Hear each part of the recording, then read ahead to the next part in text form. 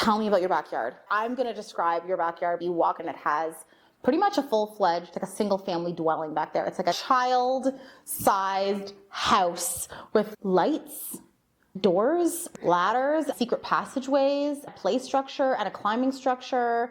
Lauren's face when she first came over and saw that backyard, she lit up. It was like the coolest place. After we came to your house for a play date, literally the next day she's like, can we go back to that house with the mini house inside? And then you have to tell me about your playroom, basically like an indoor playground for kids. Your basement is so cool. So first tell me, how did you design your backyard? What was your intention? What is in your backyard? I'm sure you designed it with that child development pediatrician mind. So tell me about your backyard. Yeah, so I'm not like a Pinterest mom, and my house is a bit of a disaster. Your house is beautiful. Stop it. Not decorated. The only spaces in my house that are really designed are the kid spaces. They are very intentional, and the adult spaces were like, we'll get to it eventually. We designed the house with the kids' development and needs in mind. There's a space on every floor where they're able to meet their needs. They're not all the same needs, different kinds of needs. You have 3 kids. The baby just turned 1. Oh, did she? Yeah. Happy birthday. My middle kiddo is 4.5. My eldest just turned 7. Very different needs. My husband works a lot of evenings and weekends, so I'm with the kids a lot, and we're home a lot, as I said, because we don't do a lot of programming very intentionally. I love that. And my kids are also, well, my eldest specifically, she's very sensory and does not like being cold. So as much as we've tried to do outdoor time in the winter, it's just a real challenge. Your oldest? My oldest. Okay. Because of those sensory things. Okay.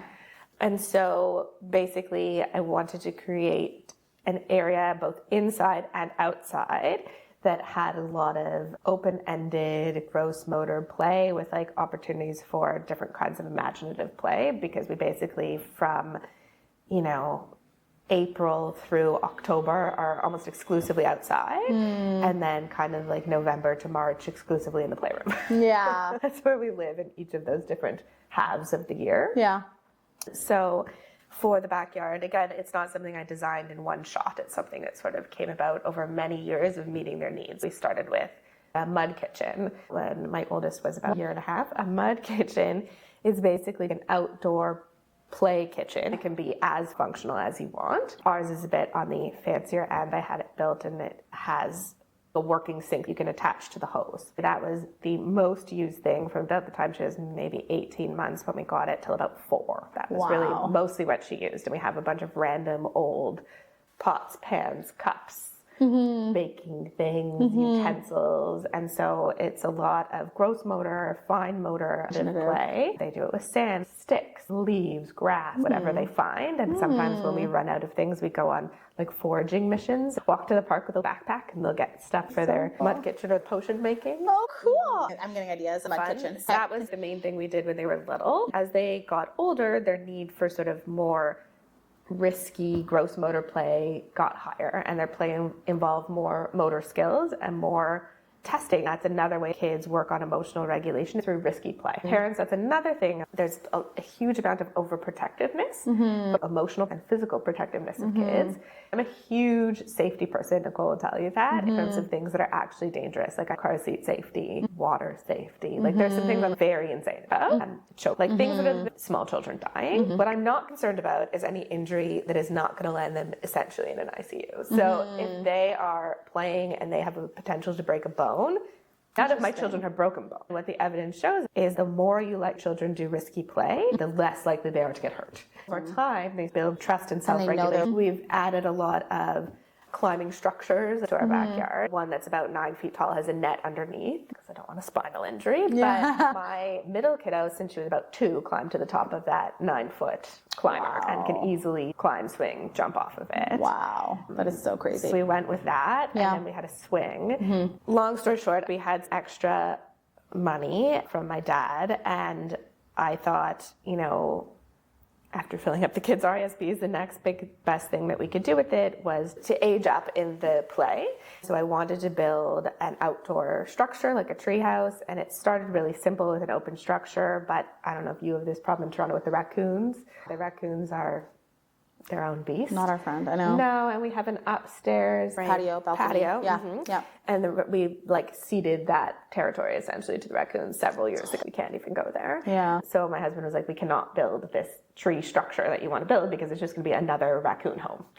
So I was like, fine. That's how it's turned into a house. I love it. Either nothing or a house the raccoons can get into. It is a tiny house, which does look a bit ridiculous, but so we had this pre-existing shed and attached it to the shed. There was nothing there before. 5 feet off the ground. We had to follow the bylaws. So I designed it. Probably would have been better if a different person designed it. Oh, it's amazing. It has a loft inside, a mural. It's our art space. And yeah, there's a trap door so and cool. some secret passage around the back to get to a slide and stuff for climbing and hanging out. And we have swing, rock climbing stuff, and a gymnastics bar. It's like a really small space. We just utilize the space. It's a playground. Well, yeah. A treehouse. Your backyard is the coolest kid's backyard I've ever seen. Thank you. I see a lot of backyards.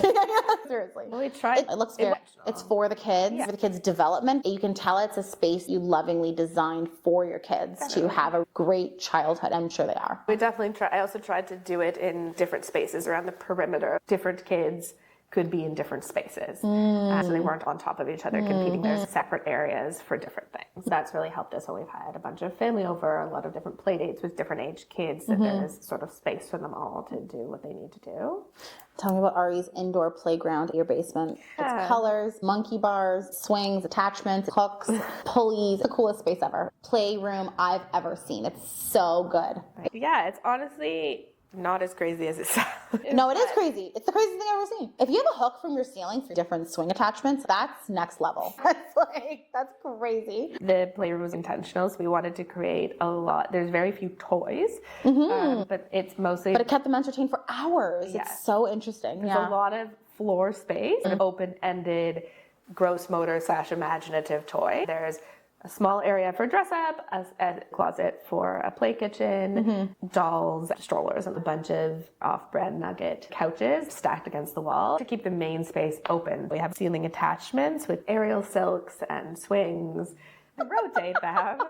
And it's really fun, and they can sort of switch them around, and the kids often incorporate that into imaginative play. At the beginning, they might be doing a specific gross motor task, like trying to get to the top of the ladder, trying to do a specific sort of silk move or a trick on the trapeze. After 20-30 minutes, they incorporate the dolls or the nuggets, and there's, some sort of elaborate imaginative story about children they've picked up from school. They incorporate parts of movies, so sometimes, like, if we've watched Frozen recently, they'll be like the rock monsters or like whatever. They incorporate aspects of whatever it is. We watch The Grinch. Some parts of The Grinch come into play and sort of rehashing themes. They'll be leaping and swinging, making caves, and that's so great. There's also an adult area with couches, so we can be present but comfortable. I don't want to be doing their play. I don't want to be Sorry, other Midtown moms.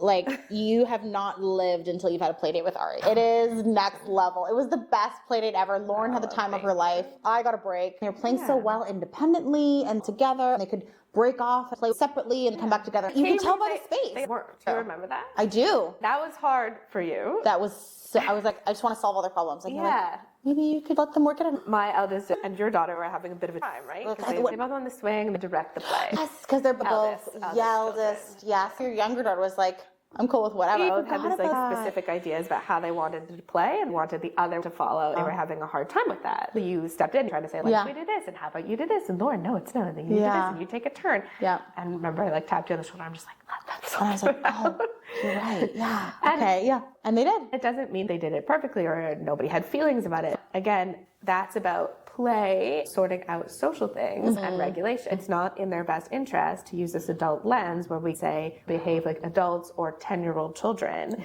and share perfectly or problem solve and solve these problems. And so we're going to just do it for you and then you'll copy us, right? That's not in their interest. That's actually not serving them. That serves us because then they're cooperative and then society thinks like, oh, they're being good and therefore you're a good mom, but that's not in their best. Their best interest is to allow them, as long as it's safe, to have and experience all their emotions. Negative emotions or arguing or fighting are not bad. They're good, important, necessary. They should be frustrated, angry, mad, sad, or disappointed. Those are valuable feelings. The biggest value we can provide them as their parents is telling them This is a safe feeling. We don't need to distract or fix it. You can feel this and be okay. It feels unpleasant, it's yucky, you don't like it, but you're safe. You can learn to tolerate this feeling. I can tolerate this feeling. We can let you have this feeling and it can pass. We don't need to fix it. It's really important. And it's as the parent. Of course it's hard. It's hard for me too, even though I've been practicing for a long time. And it's harder the less regulated I am or the less of my own needs are. It's super important to not be distracting or fixing problems or emotions. And that's why I let them do it, right? And so it's not like this like magical space where everything works perfectly. It's a space. But like life isn't like that. It's a space that produces the same problems as other spaces. It just allows them a safe place to work that out.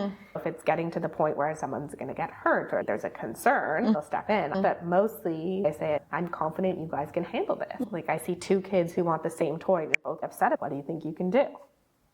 I'm a sponge, always learning and absorbing so much of your language and the things you said to your kids while playing, or how little you got involved. And put the lid back on, and be nice. Did you say thank you? I tend to be more directive, and you're like, they can figure it out. Or like you would say, like, I'm confident you guys can figure it out. I'm like, wow, that's so good. I'm gonna use that line. Again, that's why we have these spaces, right? Not every space in my house do I not care what they do with it. There are some spaces that they know there are adult spaces that actually I don't want you to color in this space. I don't want you to eat in this space. We have spaces on every floor where it's like, there are rules and boundaries around it. But that playroom is a play space. They can do whatever they want. There's nothing dangerous in that space. If they want to throw things, not put them away. Eventually we clean up, we reset. But during play, I'm not directive. I let them do whatever they want as long as there's no safety issue. If I can ask this question, what is like a few of the biggest mistakes or like things that parents do with, let's say, kids under the age of 7 that they think they're doing what's right for their child, but actually what's right for their child is the opposite? And I think we've spoken about it, but 90s childhood of simple outdoor play, the opposite of overprogramming. What are some other ways that, like, I think parents who just want to do what's best for their kids and are trying to do what's best for their kids, but are kind of accidentally doing maybe what's not best for a developing 3, 4, 5, 6-year-old? Yeah, I think that's all along similar themes. Parents will often say to me when I speak to them, even in my clinical practice, if I don't correct or punish my kid for XYZ behavior, they'll never learn. But that's just not true. Expectations that are not developmentally appropriate and then following that through with some sort of like consequence or punishment doesn't improve their learning. It just causes distress in the parent and the child and a rupture in their attachment relationship. We learn as our brain matures through time and modeling. You don't discipline or have consequences if they do something they shouldn't. Correct. Really? So what do you do? I'll give you. Oh my God! I'm like, oh boy. we're unpacking the kettle of fish. Okay. Wait, Sorry? I have to see what time. I have to go swimming soon. Okay, we'll wrap after this. So one activity of the day is we're going swimming. I love it. I love it. Okay, so I had planned one activity in the morning, and then it just was not the morning for that. And so I said, like, would you like to go do this activity, or would you rather hang out in your PJs and draw? And they were like, PJs and draw. And I was like, cool. And we canceled the activity.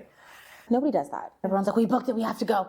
Booked it, paid for it, don't care. The money's cost. I know what is the rest of our day going to feel like good and regulated? We're going to go into the weekend having a good weekend? That is so Or true. am I forcing them to go because I paid for it and rushing and fighting with them? Everyone's miserable, which was not why I booked the activity. That's a lesson there. They're still in their PJs. That's a lesson for me. This is a much longer conversation. Yeah, okay. We'll bundle it. Give me a little teaser. Come on again. I need to have you on again. When it's not so, that's been on my part. Thank you so much for coming on. Let's find a time again and we can deeply unpack that's this. a big, long conversation. Yeah. I already find, like, if Lauren is holding Paul's leg so he can't crawl away and makes him cry, should I let them work it out? Will I discipline her? She didn't hurt him, but made him cry and knew he wanted. It's complicated. There's a lot of nuance. This requires a more in-depth conversation.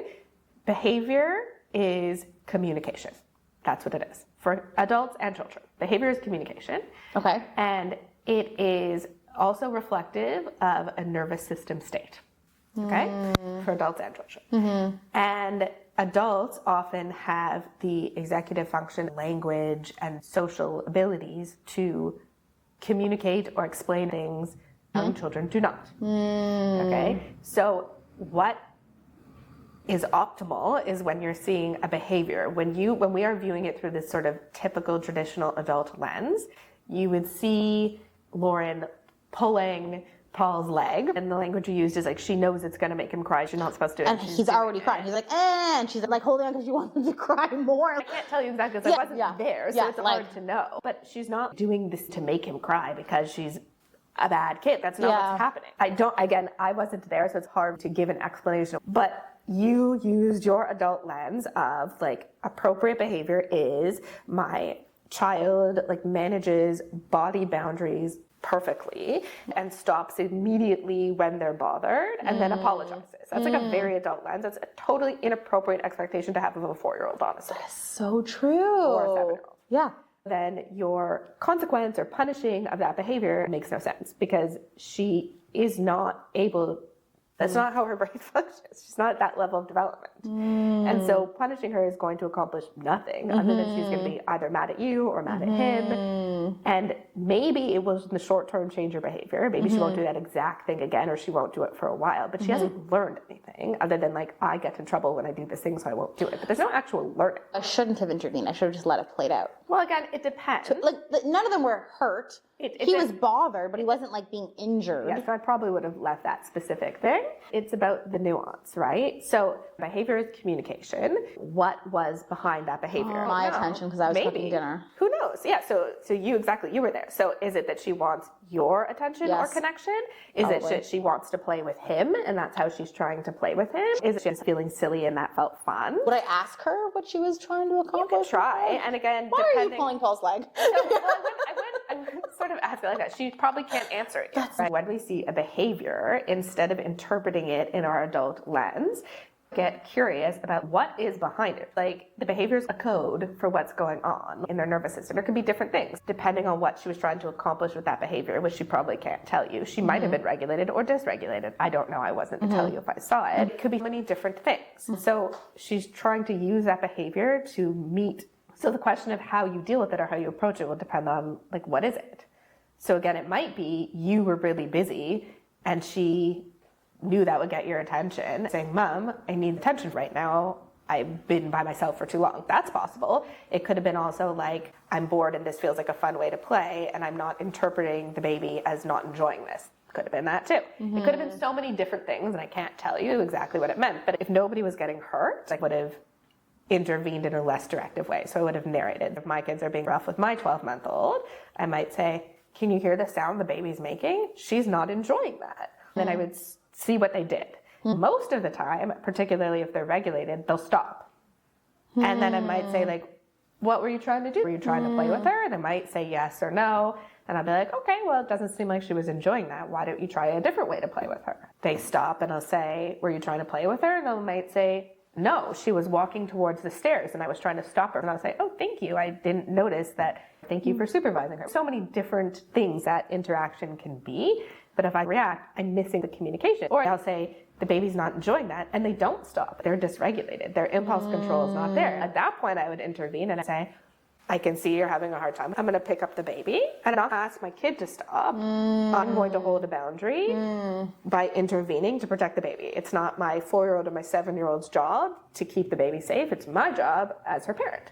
So I will then remove the baby, return safety, and then I'll see what happens. Maybe my kid is regulated enough that I can say, hey, you have a lot of big or silly energy in your body. Do you want to swing on something? You need a cuddle? Read a book? Do you want to draw? Like it sort of kind of depends what they need, but that is going to be much more effective than discipline, and it will help them re-regulate or meet that need. Last question, I promise. What's your opinion of a timeout chair being sent to your room? Oh yeah, I don't use it. Yeah, no, really not into it. So any form of discipline at age 4? It's more about conversation and like discipline. Yeah. The word discipline actually is about learning. Okay. And punishments does not lead to learning. Interesting. I'll say like, oh, you don't discipline? No, we have an enormous amount of discipline in our house. We have a lot of boundaries. I hold them very strongly. I don't use punishment or consequences. Is just a nice word of saying punishments. Interesting. So no consequences? No. And no punishment? No. So what's an example of discipline but not consequence or punishment? Lots of things. Like with this example, like if you had to separate 2 kids, would one sit in a different space? Or what would the discipline... So it depends on the situation and age. With a 4-year-old and under, I would not send them to their own space by themselves. because again, kids that age need co-regulation. And like attachment. With my 7-year-old, she's sort of at the age where sometimes she still fully is reliant on self-regulation and sometimes she can regulate by herself. Prior to 6, I would never have sent her off to be calm by herself. What are some examples of discipline that are not punishment or consequences? You have a lot of discipline in your home, but no punishment. I'm having a difficult time. Like, it sounds silly, but I'm having a difficult time wrapping my head around the two. To me, it's all the same thing. Like, if not a timeout chair being sent to your room, like, what is it, sitting on the floor? Is there a circle? No, that's all the same. What is an example of discipline? Again, I don't even think I understand.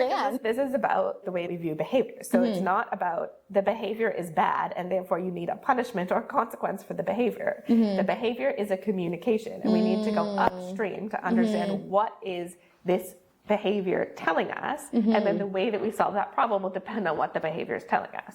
But it's about understanding, being able to decode behavior and sort of find a way to meet that need. And discipline is about the adults using appropriate attunement, holding appropriate boundaries, having space for emotions at the same time.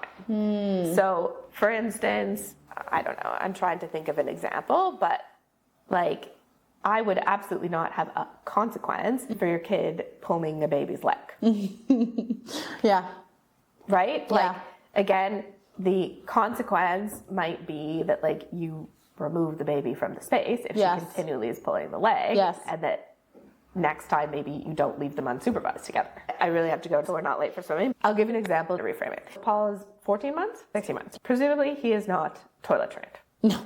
So if you had a 16-month-old and you didn't want to use diapers because you were like, this baby should not be using diapers anymore. They should be able to learn how to use a toilet. They're 12 or 14 months old. It's time. It's time. It's appropriate for them to use a toilet. Okay. She took off diapers. Yeah. And then they peed all over their pants, the floor, whatever. And then you're like, that is bad behavior. I told you were using a toilet. I'm going to punish you. I'm going to put you in a timeout chair, or I'm going to put you in your room. What would be the benefit of that? 0. Literally 0. Maybe even negative. Correct. They're probably confused. Like, why am I in my room? At best, I don't even know I'm nothing. peeing. At worst, negative. Exactly. And using those punishments or consequences or whatever word you want to use that makes it sound nicer, is any of that going to help that baby learn how to use a toilet faster? No. Right. If anything, it's going to make them hate the toilet and use the toilet later, depending on their temperament and other things. But it's absolutely not going to speed it up. Because why? Toileting is neurologically driven, neurobiologically driven. There's a developmental readiness that needs to happen before a baby could use a toilet, right? So no matter what your expectation, it's not possible for that baby to meet that expectation. And punishing a behavior that comes from an expectation that's not developmentally appropriate does not lead to learning. So all of these other examples are the same. They seem less ridiculous. I laughed out loud to the, right? So it's obvious when I sort of use a baby, because again, something happens in the babyhood where we have a developmentally appropriate set of expectations for babies, and that somehow changes in toddlerhood. It's actually exactly the same thing. So the way I feel about you saying, should I put my kid in a timeout chair for pulling the baby's leg? That feels as ridiculous to me as the toilet training example feels to you. There's as little learning happening. There's as little utility. You're the best. I could talk to you for 2 more hours. I know you have to run, so we're going to wrap, but this was so good. I'm so excited to share this with all my mom friends. Everybody needs this. I know I'm going to share with you the feedback we're going to get from this, because moms are going to be like, oh my God. And I'm going to be like, I know. This is why I love talking to you, because things to you that seem so like, well, then you do this and this because the science says this, to me is like mind blowing. Like, I'm like, I don't, it's mind blowing. And so like, I'm going to take this learning, significant paradigm shift, and apply it. There's a lot of programming from society and how you were raised about what this looks like and how it should be done. And just like in the same way about the activities, right? It's going to take a long time to unlearn that way of thinking and those expectations. Even once you do that, it's going to take a long time to consistently apply it. Even for me, where I've started at a very different place, and I know this information, I've practiced it. At times when I'm low or dysregulated, I default into that same level of traditional parenting, and I have to catch myself. I treat myself the same way I treat the kids. Instead of saying I'm a shitty mom, I yelled at my kid and said, if you don't do this, then X is gonna happen. I'm like, that's it, I'm done. I have those moments. Instead of saying I'm a shitty mom, look at how I handled this, I say to myself, whoa, look at that behavior. That behavior is not aligned with my values. It's not aligned with the way I usually parent, and it's there. What's happening for me? Let me go upstream. What is this behavior communicating? I didn't eat dinner. I was up last night with the baby.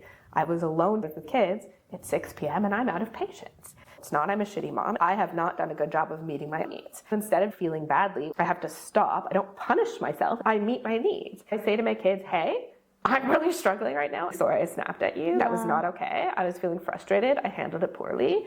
I'm gonna need a minute.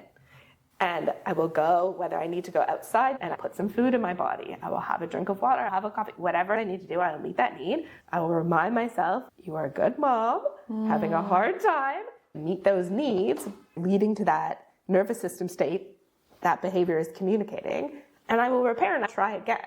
I do the same for myself as I do with my kids.